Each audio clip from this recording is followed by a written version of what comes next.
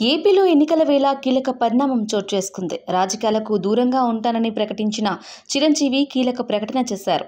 ఏపీలో కూటమి నుంచి పోటీ చేస్తున్న అభ్యర్థులకు మద్దతు ఇవ్వాలని అభ్యర్థించారు.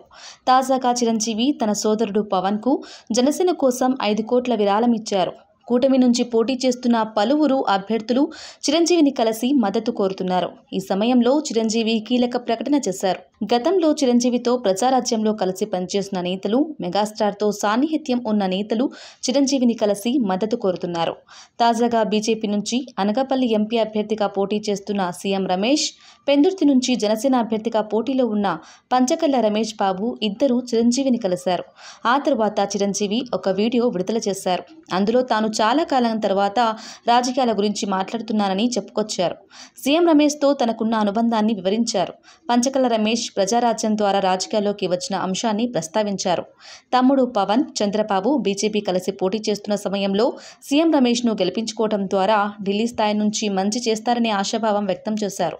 సీఎం రమేష్ పంచకర్ల రమేష్ను గెలిపించాలని కోరారు. వారికి తన మద్దతు ప్రకటించారు. కొద్ది కాలం క్రితం తమ్ముడు పవన్ రాజకీయంగా ఉన్నత స్థానాల్లో ఉండాలని తాను కోరుకుంటున్నానని చిరంజీవి చేసిన వ్యాఖ్యలు అప్పట్లో వైరల్ అయ్యాయి. అయితే చిరంజీవి రాజకీయంగా ఎక్కడా ప్రత్యక్షంగా ప్రమేయం లేకుండా జాగ్రత్త పడ్డారు. తాజాగా చిరంజీవిని సోదరులు నాగబాబు, పవన్ కలిశారు. వారికి 5 కోట్ల రూపాయల విరాళం చిరంజీవి అందించారు. దీని ద్వారా జనసేనకు పరోక్షంగా మద్దతు ప్రకటించారు.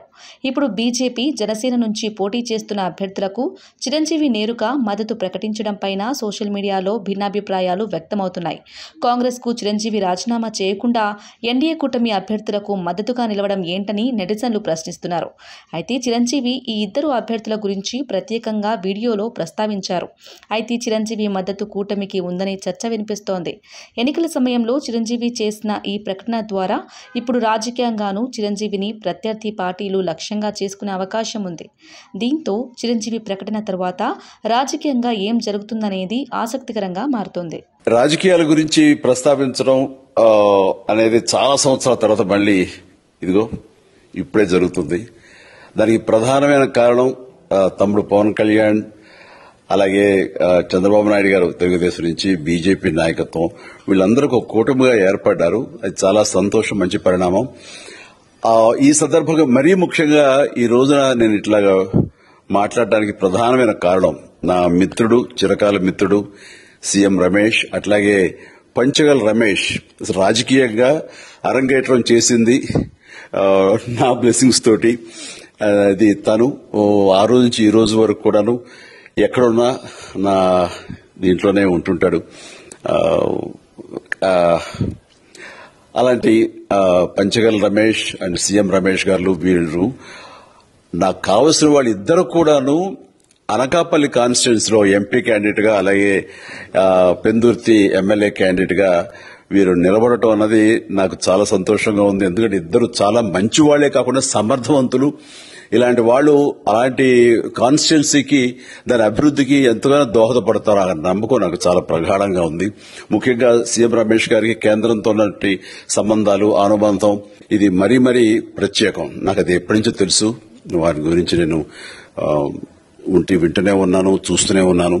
అండ్ ముఖ్యంగా ఆ కాన్స్టిట్యున్సీ, అనకాపల్లి కాన్స్టిట్యున్సీ అభివృద్ధికి ఈయన పరిచయాలు, కేంద్రంతో ఈయనకున్న సత్సంబంధాలు ఎంతో ఉపయోగపడతాయి. తద్వారా రమేష్ అలాగే మిగతా ఎమ్మెల్యేలు అందరూ కూడా ఎవరైతే అభివృద్ది చేయాలి ఆయా ఎమ్మెల్యే నియోజకవర్గాలు అనుకున్నారో అవన్నీ కూడా సజావుగా సాగిపోతాయంటానికి దాని వెనకాల సీఎం గారి కృషి డెఫినెట్ గా ఉంటుందంటే ఎలాంటి సందేహం లేదు. అండ్ వీరి నాయకత్వంలో మిగతా వాళ్ళ ఎమ్మెల్యేలు అందరూ కూడాను కలిసికట్టుగా అనకాపల్లి అభివృద్ధికి ఎంతగానో దోహదపడతారు అండ్ రిజల్ట్ చూపిస్తారన్న ప్రగాఢ విశ్వాసం ఉంది. కాబట్టి వీళ్ళిద్దరి గురించి ఈరోజు ప్రస్తావిస్తున్నాను. మీ అందరి ఆశీస్సులు వీళ్ళకి ఉంటాయని ప్రగాఢంగా నమ్ముతూ సెలవు తీసుకుంటాను. ప్లీజ్ వారిని గెలిపించండి. అనకాపల్లి నియోజకవర్గం యొక్క అభివృద్ధిని మనందరం చూస్తాం. అంతేకాదు, నాది చాలా పెద్ద కోరిక, ఆంధ్రప్రదేశ్ అభివృద్ది పథంలో ముందుకు వెళ్లాలి. దానికి గాను మీరందరూ నడుము బిగించండి. మీరందరూ కూడాను ఇలాంటి వారికి ఓటు వేసి మీరు గెలిపించి అన్ని రకాలుగాను మీ యొక్క ఆశీస్సులు వీళ్ళకు ఉన్నాయి అన్న భావాన్ని మా అందరికీ, ఆ నమ్మకాన్ని మాకు కలిగించండి. జై హింద్.